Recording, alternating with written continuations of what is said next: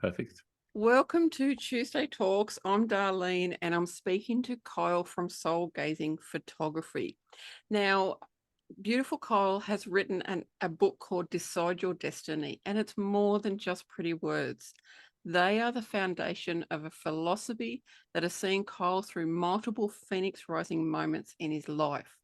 Kyle is a custodian of this philosophy from his grandfather, who is the happiest man he has met. A man who smiled all the way to his last heartbeat at 90 years of age. It has become Kyle's mission to get this philosophy into the hands, hearts, and souls of as many people as possible on this planet. And can I just say that actually really touches my heart, because laughter and smiling is so much of my life. And, when I worked in the healthcare field, that's what I did for my patients. I brought them laughter to help them, with their pain. And so I'd love to know more, about you and your beautiful book, and just talk. That's all I can say, just Yeah. talk. Thank you, darling. Thank you for having me on the show, and the fact that you brought laughter and joy to your patients. I know that, having spent a lot of time in hospital in a younger age, it's such a difference maker. It's something so simple. And I actually made a little error there. My grandfather cracked 92, so Oh, my wow. apologies. No, it's But all right. No, so wow. he hit 92, but Mm, he was basically the big inspiration behind the book. mm, He really, really did inspire the book. mm, And before I get into that, I just want to share, um, as you're talking about the joy and laughter, mm, like I had a period of time where I came out of hospital. So I had 2 months. I left school 2 months later. Um, I was 2 months out of school and trying to work out, where do I go? What am I going to do? And I was still going to the gym, still building muscles, thinking, one day I'll play international rugby. Had these big dreams, and I came home from the gym one night, and all of a sudden I felt really, really cold. And so then I just took all my clothes off. I was sitting on the couch, took all my clothes off, and sat there stark naked. And then I felt really, really hot, and then I just put all my clothes on. And so in the space of like a second, I just had this extreme temperature. I mm. remember what I was watching. I was watching, I had on the TV, Independence Day. So I thought, aliens and fighter jets. This is right up my alley. Um, and yeah, and then I went to, I went to bed that night, and the next night I went to get water by the fridge and some ice, and then I just collapsed on the ground, and I just laid there for a good 20 minutes. And so bit by bit, I started getting weaker and weaker and sicker, and um, we weren't sure what was happening to me. And basically, I had my uncle saw me, and he saw me walking down his hallway. He's a chiropractor, and he said, "Turn that kid around, like take him to the doctor. If the doctor doesn't take him to the hospital, then you take him to the hospital because he's got an extreme virus." Mm. Went to this doctor. The doctor had a look at me, and then he looked at the tips of my fingers. And he's this lovely, like local doctor. He's a Chinese man.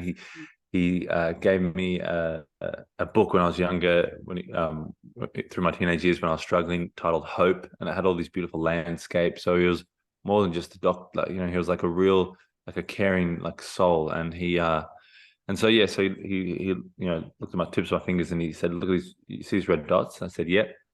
He said, "Those dots mean that you've got an infection on your heart." And I went, "Wow." And he just said, "You need to get to the hospital ASAP." And so I got rushed into an ambulance.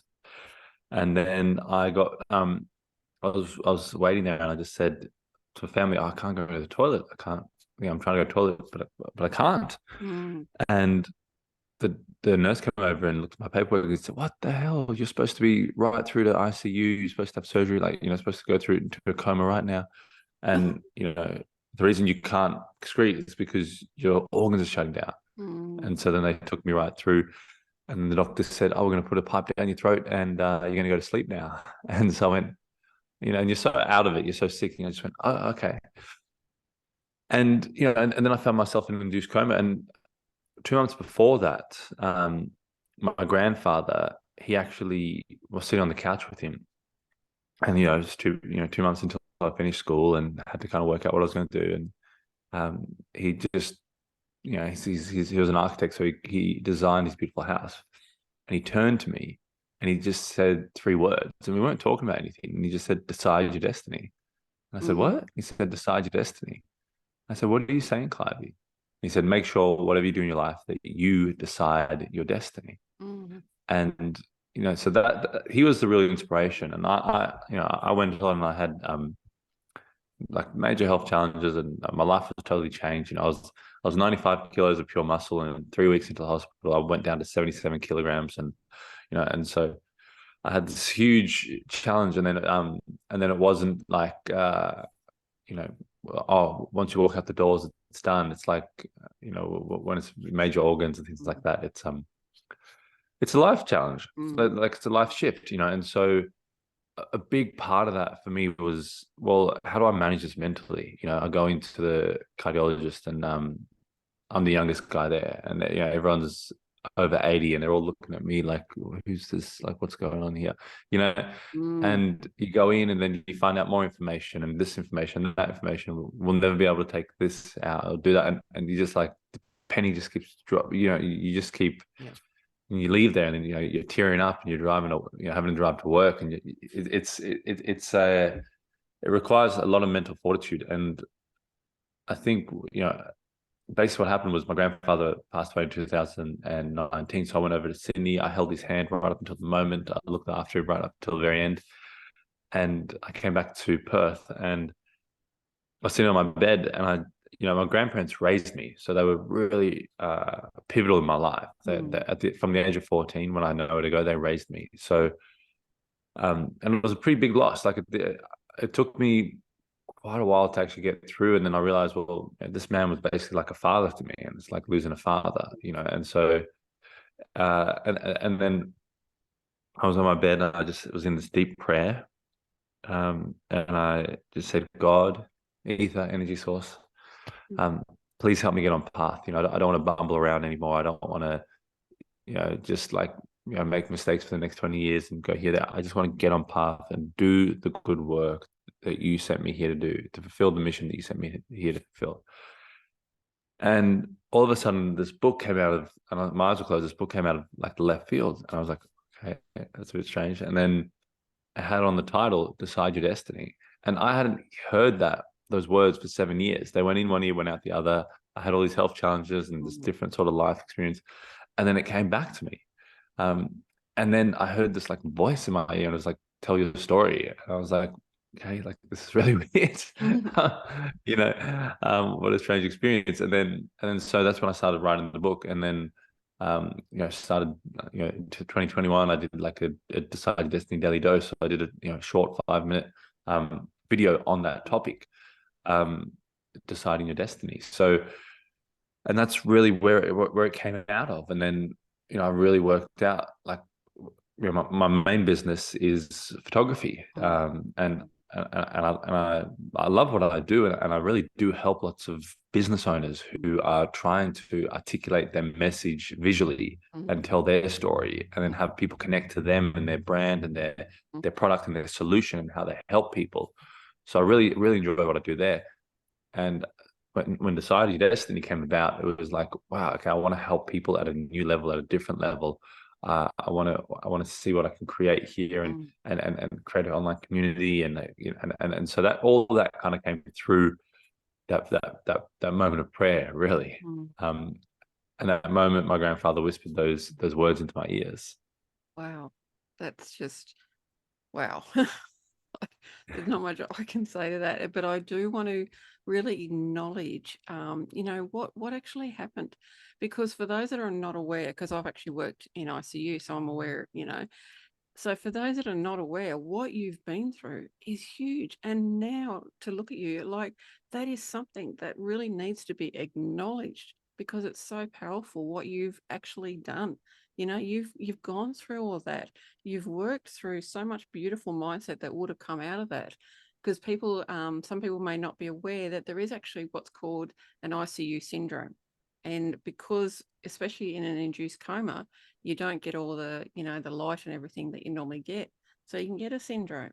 So you've been through all that amazing stuff, And look at you, you did decide your destiny.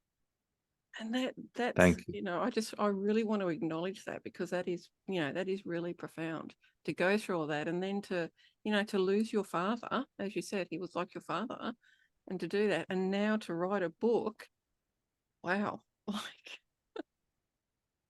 Thank you, and I appreciate that, and I think yeah, and sometimes we're all going so fast in life, and it's really important to just if we got busy lives and we know where we're going, and mm, it's great, but I think it was Steve Jobs said something, or someone said something along the lines of, you can only join the dots looking backwards, mm, and sometimes you just need to take account mm, of that, and then those moments of pause when you go, okay, hang on a minute, I'm going, but where am I going? mm, Why am I going? mm, What am I going towards? And mm, so asking yourself powerful questions like that, like, help you to kind of maybe take note of what you've been through, and a great skill that a lot of people that are high achievers, or they show up every day for their family, or like people that really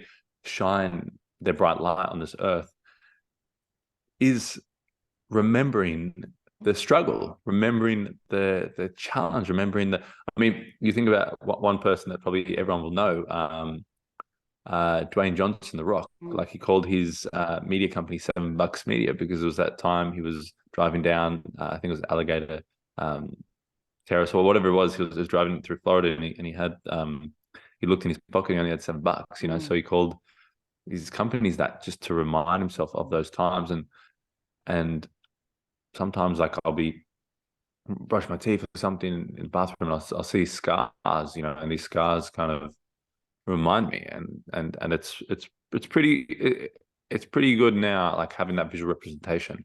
mm, um One thing I didn't really prepare or plan for was, like, that post-traumatic mm, stress disorder. Like, I didn't realize that I would have things that would remain. And I think, personally, I've got spiritual belief that my soul has lived multiple lives, and I've had, like, unusual moments where I've remembered things, like it's like a memory, but it's mm, from a different time, and it's mm. like very, very peculiar. Yeah. And so with that, there's lots of things you've done in your past life, lots of things that have been done to you, and Mm, lots of trauma as well. So there's things you can do, like DNA clearing, and you can get people to kind of help you out with a lot of stuff, which really fascinates me. mm, I'm still just a pup in this in mm, this world, learning everything, but clearing away that sort of that trauma. And people talk about, like, cells have memory, emotion, energy, and motion. Sometimes that energy is stored. mhm, And what I realized was, like, I was getting up in the morning, going for a jog, and for some reason the first thing I thought of was, like, oh God, I don't want my heart to explode in my chest, or mm, I'd have a cold shower, like, just to, like, get freshen up, and I'd worry about it. And then I started realizing that voice, started paying attention to that voice, where that voice was just there, just going along. mm, And I went, what the heck is going on? Why am I saying this to mm, myself every time? And then I had to work through that. And for me, working through that was, like, spiritual work, and mm, and helping me with that, mm, and obviously my mindset, and being aware of my words, and what I'm magnetizing, what I'm drawing into my life. But it is, you go through something like that, and like you said, like, there are these things that you kind of you carry through, and you don't realize that 7 years later you could be still having that voice mm, there, or that worry, or that fear, kind mhm, of. And you're going out, and you're like, I was jogging every day just to get myself healthy, so I was going out into the world, heading towards life affirming activities, mm. but still there was just a little thing kind of trying to hold me back. It was very interesting to see that. Yeah, and that's a big thing that I don't think a lot of people are aware of, because when a lot of people think of PTSD, because I actually have it myself, they think of Yeah. things like people that have gone to war. And yes, definitely, that's where the recognition came from. But it comes from Yep. so many of other things. Like, you know, for you, it was all of, you know, the fact that you needed to be in an induced coma, go through all of that. For me, it was Yeah. 30 years of working in the healthcare field, Wow. trauma Yeah. after trauma, because I worked on the front line, seeing that day after Goodness. day, being, you know, all the aggression and everything. So there's different forms of PTSD. And as you said, you just don't know when something can come up. And that's why this, as you were saying, the spiritual work is so important.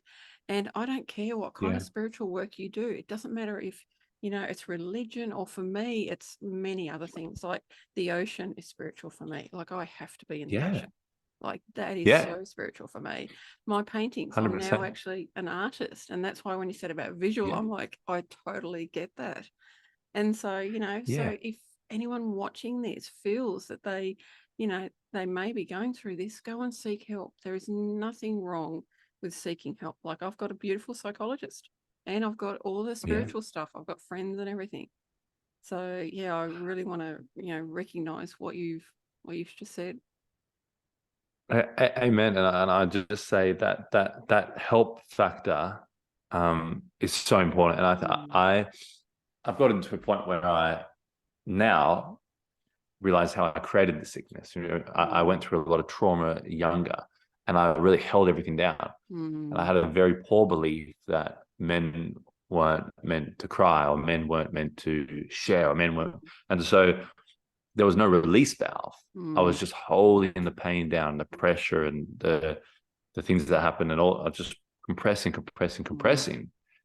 And you know, you think about energy in motion. You know, you think about what happens when you're stressed. What does your body do? What happens when, you know, your body reacts? So my mhm, body was constantly reacting, mm, but there was no, like a heart. There was no mm, pressure valve for it mm. to flow out of. And Yeah. then my valve was the thing that came under attack. And so, and you know, the doctors did research, and they had 8 different investigations, but they just couldn't find how it happened. You know, they just didn't know how it happened. And you know, I was playing rugby Saturdays and Sundays, so they said, you know, if you had a weakened heart, you know, it would have shown like through that. And so I believe in getting help, because it will save you a lot of Mm, pain. It will save you a lot of time. I mean, in any area, like if you're wanting mm, to grow a business, like, mm, oh, I don't want to spend the money on this coach or this program or this thing. Oh, I spent the money and it was a waste. It's a stepping stone. Like mhm, you know, you need to get mm, help. If you want to do it in 30 years and make your own mistakes the whole way through, mm. then do it in 30 years. But if you want to save yourself life, you Yes. know, time is life, Mhm, then get help and seek help. mm, And that's the beautiful thing about today, is I truly believe there's lots of people out there. You know, you get both sides of the coin, but I think there's a lot of people out there that genuinely want to help. There's lots of people on, you know, all the platforms. Podcasts are great. You know, what you're doing is exceptional. And you know, and sometimes maybe help is another person. Sometimes it's a medium. Maybe it's painting. You know, it's a way mhm, of you expressing yourself. Like mhm, you said, it's a way of you. And when you paint, you know, that paint. You know, my partner's a painter, so I've seen her paint, and I'm like, and she I've seen her paint for a while, and then she did an exhibition recently, and it was only when she did the exhibition, she's walking around talking to people, I was like, whoa, she's actually put some of herself in mhm, that physical thing there. Like that painting mhm, is her parts mm. of her spirit, her soul, her. And I was Yeah. just like, I just saw it. Like Mm, even I've seen her do it for years, and I just saw it in mm. that moment. And I think that's what, like for you, like, is that what you get out of painting?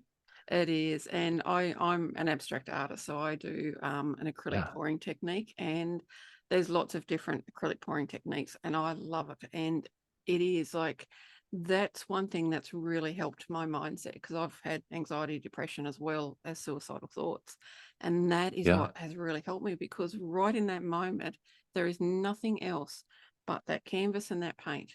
Nothing else yeah, exists. There's just me. And the amazing thing that I love about this is, yes, there's a technique, but there is no, like, you have no idea what's going to happen with that painting, because it's yeah, just, it is liquid paint that you've put on this canvas, and you just do stuff with it, and you're just like, oh my goodness. And talking about yeah, spiritual, like even now I've got 2 paintings right here, And it is amazing what you can see in those paintings. Like I can see figures, I can actually see, and interestingly, I was looking at it the other day and I can see a phoenix. Wow. That is awesome. Yeah, but I mean, like with you, like I know when I take photos, I do put my soul into that photo because I'm like, and Yeah. it's like, okay, I really want to get that part of it. Okay, now I want to actually expand out and get more of it, and I want to put that there. And you are putting your soul into photos. Yeah. Yeah. It's an extension. Like I think Mm, they're all extensions of ourselves, mm, you know, and maybe they're also extensions of ourselves as we're figuring ourselves out, you know, mm. and we're going, and then you look, and that's like the great thing is you can look back at photos, and a lot of times you look back at a lot and you go, oh, that was crap, that was crap, you know, yeah, but then you go, what was I seeing there? You know, Mm, what was I experiencing there? What was I connected to? And you mentioned also like you know like how you get lost in that moment. For mm, me, and I love what you shared there because it made me remember surfing for me, and I my stepfather he lives in Ireland, so he's got like a town sorry a heritage house that he's fixed up on the west coast of Ireland, and he's a chiropractor on the east coast in Dublin. And so I went over to Ireland after I had like all these health things and I had like major surgeries. Then I went over for 7 months to Europe. I was only supposed to go a few weeks, but then I went and stayed with my, mm. my stepfather. And I was surfing and it was like, I remember the first day he's like, come, we'll get you surfing. And so you get this full, like Yeah. wetsuit from head to toe. You wear these booties. So I'm Mm. like, I'm wearing boots into the ocean. Like this doesn't make sense. Yeah. Why am I doing this? It's not how it should be. Yep. And then I remember going in, didn't catch one wave, came out. I'm like, I'm never doing that again. And then he just kind of chiseled away at me bit by bit. And then eventually I went in again. And there were just some days where you were in the ocean and it's the wild Irish coast. You've got the paddocks, you've got the cows, you've got these beautiful mountains. And I don't know why, like I kept saying to him, for some reason, it seems like the sky is bigger than it is in Australia. Like, it might be the axis in the northern hemisphere, whatever. I was like, it just seems like I can see like 5 planes all the way in the distance. And I'm like, in Australia, like you see a plane that goes by. I don't know what it is. I feel like there's more depth in the sky or something. And obviously, because I'm visual, I'm like noticing little intricate differences that I'm trying to work out what's going on. And I was just there in the ocean, and I was just like, wow, like I'm here now, and this is exceptional. This is what matters. All the Mm. things when you hit the land, and all the problems, and all the challenges, and all whatever it is, you know, all like all those thoughts that like, do I deserve it? Like all the doubts, all the self sabotage, it just leaves you because you're like Mm. you're one with nature. You're connected to that energetic moment. And for people that maybe hear the word spiritual or hear things like woo woo Yep. or either side, I think Mm. one way to really look at it, and you like when you spoke about help, is that it's all energy like Mm. in motion. We Mhm. are a part of that. And that's why we're connected. That's why we can feel connected to Mm. things. We're a part of it. We're like we are, evolution through Mm. it. And like that's why we're connected to the planet. That's why we Mhm. feel connected to a dog or a scene or a moment, or you go and you have deja vu, or we're a part of it. So like you know you can call it whatever you want, but just you got to find a way to be more a part of it Mm. and be in resonance with it, Mhm. and not be at such friction all the time with it. And I think Mm. that's the thing, like people like, and I've seen it with my grandfather, you can live 92 years on this planet, and be born through the Great Depression and all these sorts of Mm. challenges, and everything, and be the happiest, joyous man ever. And he was literally the happiest man, smiling, making jokes, laughing. And we got him a hospital bed because he'd never really been in hospital. He never really took any medications, never had any surgery. So he like when he got sick and then he went to hospital like at 92. Apparently the family said he was just like he was not enjoying it, and so they're like, okay, we need to do something, and they got him in the hospital bed, and he passed away at home. And but he just had that joy, like that right up until the end, and it just really helped solidify for me that there are two ways of living. That there Mm. are, can have it all and have no, you can, have this experience and have that. Mm-hmm. And a lot of times what I can't stand is people go, oh, well, everything is, suffering. It's like there's suffering and there's pleasure, like, no, it just can't work out for me. It's like, but it works out for someone else, who maybe had harder things than you, maybe had easier things than you, whatever it is, but they found a way. And just reminding myself, hey, there are always people living better off or worse off, and like it's your kind of journey, and you kind of like I know when I was younger, like took on that victimhood and took on the and I just I would just get myself in trouble. And then when I just took more and more responsibility and educated myself and personal growth, then things in my life started to work out better. And it's like, oh, okay, so I'm going to that side of the totem pole where I create my destiny, I create my life, I look forward to acknowledging moments, those tricky moments that show up. Oh, yep, that was me. That's why this is happening. I'm looking forward to noticing the patterns and working out how I can better arrange my own life. Oh yeah, this side of my life is falling down because I neglected it. Okay, great. This is time to focus on it. What do I need to do? Who do I need to speak to? Who can help me? And so, and always asking yourself those powerful questions all the way through, because we live in a time where lots of people can help each other, and that's the beauty. And we can connect. You live in a beautiful part of the world that I've been to and I absolutely love, and that's already bringing me joy. Yeah, and that's like what when you said about where you live, and it's like, yes, like I've never been there, but I've seen photos, and it's like, this is what life is about. It's about connecting. It's about experiencing joy. And I mean, just looking at the photos of your grandfather behind you, it's just like that, just who can be happy? And that's what it's about, like it's about really experiencing joy in every moment possible. Like I've got depression and I will have down moments, but those down moments are so much less and they're so much quicker now, because it's like like you did, I recognize, like you said, I recognize what's happening and I go, okay, why? Don't always need to know why. It's like, okay, I'm down. Well, what can I do to change that? Like, and it's beautiful. And that's why surrounding yourself with, like now photos of your grandfather, it makes such a difference. Surround yourselves with things that bring you joy. And the more joy you have in your life, the better life gets. Like, as I told you before we started, I got a vacate notice and I could have gone into absolute depression, everything. And for, a few seconds, I said a few swear words. And then I went, yes. oh, what? Wow, this is actually exciting. This is going to be a new chapter. Yeah.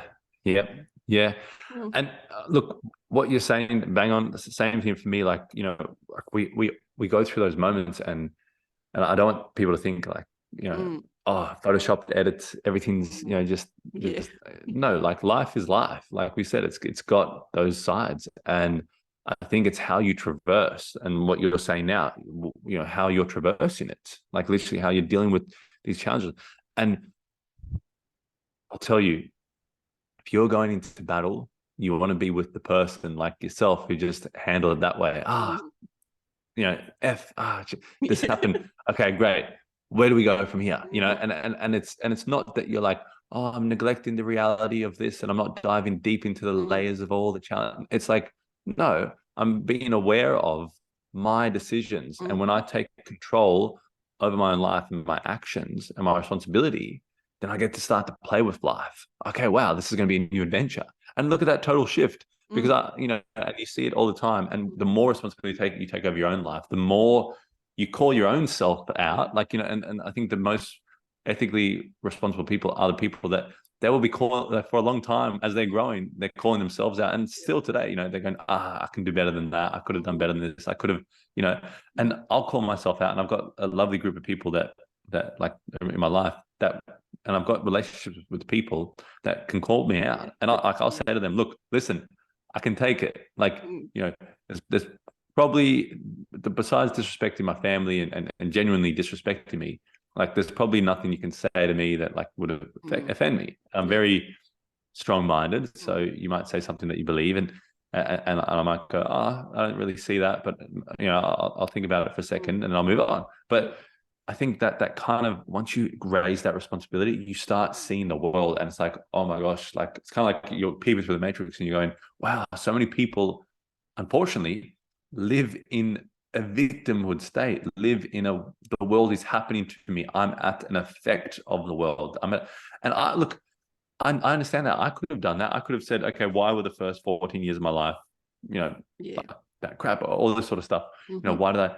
And I've got to, like, I have a big heart focus on the fact that I had lovely people for the next 14. I had my grandparents. I went and I seeked them out, and I found them, and I lived with them. And so I had all the negative 14, obviously beautiful moments throughout, but I had that sort of intense, and then the next point was like the healing and the going through it and all that sort of stuff, because I developed bad habits, bad thoughts, bad behavior, victimhood, negative, the world can't change me sort of ideologies, and it took that growth. But once you get to that growth, you start to see the world in clarity. And so many people want to be at effect or not be responsible. And I look, it's a tough thing, because like I know when I say it sometimes, or I hear someone being an effect to the world, and I try and I know that they're not gonna like go and buy me a little cupcake and we're gonna have a cup of tea. Like it's gonna be usually the opposite thing. And I don't mind being an agitator. I don't mind being an agitator in terms of agitating your thought pattern, because I seek people that will agitate my thought pattern, who will disrupt it and go, okay, well, wow, because then that unloads a new range and a new point of okay, what can I learn here? What agitate my routine, my patterns, shift something. And guys, it's the same.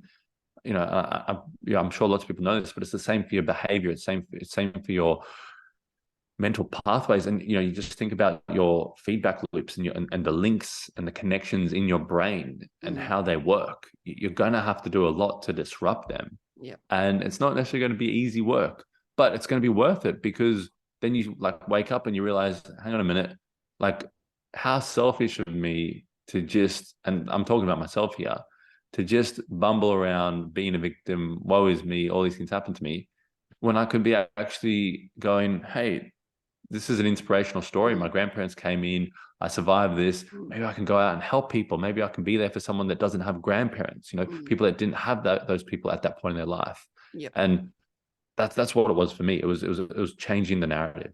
Yeah. And like I could talk to you forever, because this is just absolutely what I'm passionate about. But what I really want to do is, for anyone listening, please go and check the description, because I've got where you can find Kyle everywhere, plus where you can buy his book. So please go and check Kyle out. And thank you so much for your time. I really appreciate it. Thank you, Darleen. Really enjoyed it. And we could talk for a long time. So maybe we'll have to get back on down the track. Yeah, we might have to.